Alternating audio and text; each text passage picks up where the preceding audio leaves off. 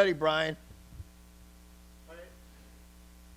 All right, what's up, Brian? This is Kevin and George from the Uncut Sports Show. We got Jimmy. You can't really see him, but we want to just, when you approached us, we wanted to hear what you have to say about the whole, with your last match with, boxing match that you had with Kimbo Slice. It obviously, ended in controversy. And actually, George and I were one of the few that sided with you. We saw it, and we thought that it was a legitimate fight. And a lot of other people just saw it differently. And I mean, because for the people out there who don't know, Brian stepped in on short notice, took a fight with Kimbo Slice, and then with 4 seconds left to go in the fight, ended up losing because he got knocked down, knocked out, or whatever. And everyone jumped out and said he took a dive. I mean, that's the timing on that that's just impossible. Impossible, right? Now the key is give us your take on the whole thing and how it developed, how the fight came to be with Kimbo Slice and everything, Brian, and what you're trying to get out here and tell everybody. Dude, how the fight came about, man. 4 days before the fight, he was scheduled to fight another guy, one of my friends, Mike Glenn, out of Springfield, Missouri. And the fight was called off 4 days before the event. They had a disagreement with Mike sending in video footage because Kimbo's camp wanted to see video footage, which to me sounded weird, but I saw an opportunity to fight somebody who's been on the front page of ESPN magazine, probably the most popular fighter. Honestly, he's more popular than a lot of UFC champions, So I actually texted the promoter that night and said, let me get that fight with Kimbo. And he sent me back, ha, ha, ha. I was like, no, I'm being serious. And he's like, man, what do you weigh? I told him 210, and I just walked out of a grappling practice, and I weighed 195. And so you were selling you were straight just selling yourself. Yeah, man, I wanted the fight bad because I'm on a 7-fight win streak, or at the time I won 1 fight since then.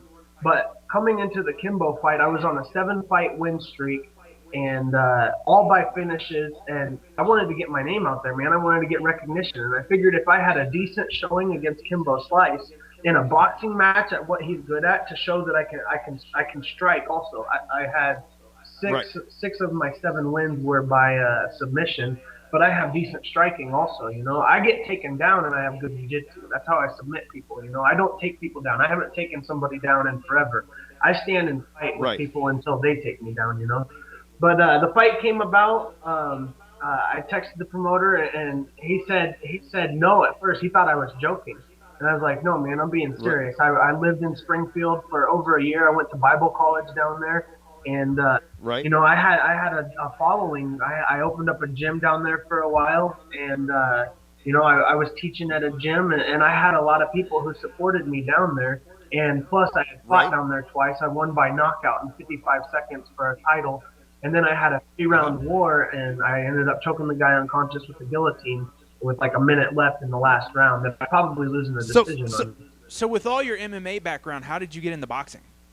Or which came first? Did you box first and then MMA, or? No, I never. Man, I started fighting when I was 17 years old with a fake ID and a chip on my shoulder as a punk kid. Man, they had a place called Toad Holler where you go sign up out of the crowd, and they had amateur fights. And the Victor, who actually was my very last win on July 14th.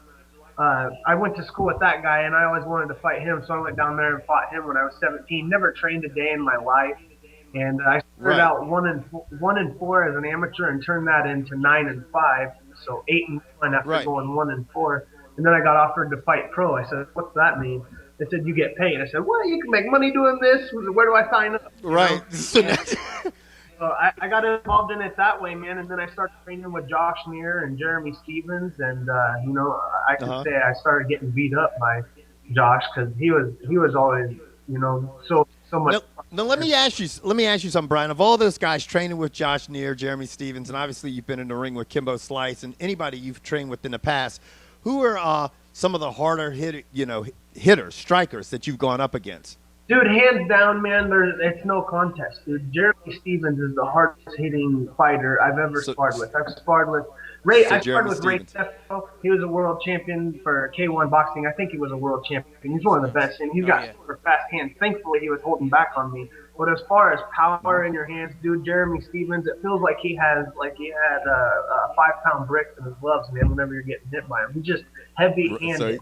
Josh Neer hits square. Rob Timmons hits square and hits hard, but I mean, those compared to Kimbo, man, Kimbo had a whole lot more behind the punches. But as far as heavy-handed, dude, Jeremy Stevens hands down is the hardest punching fighter I've ever sparred with, and there's nobody that even came close. Right. Now let me ask you. What we want to know is, what are you doing right now? You're down in Nicaragua. What exactly are you doing? I know you've got some, you're opening up an MMA studio. You're training people down there that are Spanish speaking, and what are you trying to get out? I know obviously you want everybody to realize that you did not throw the fight. Obviously George and I are on your side. So we don't believe you threw the fight, but you're trying to get your point across and also tell people what you're doing down in Nicaragua. Yeah, man. Well, you can check out my website. It's www.bg.nica.com.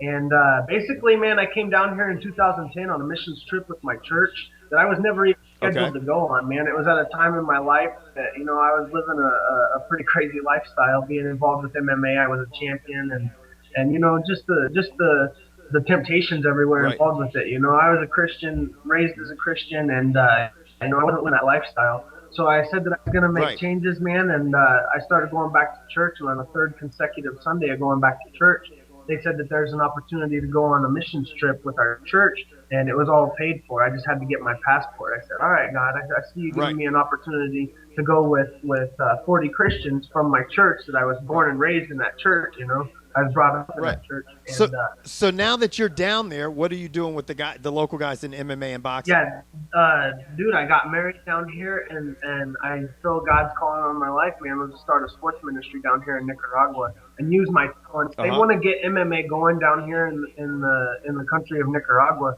but they don't have anybody who has the experience.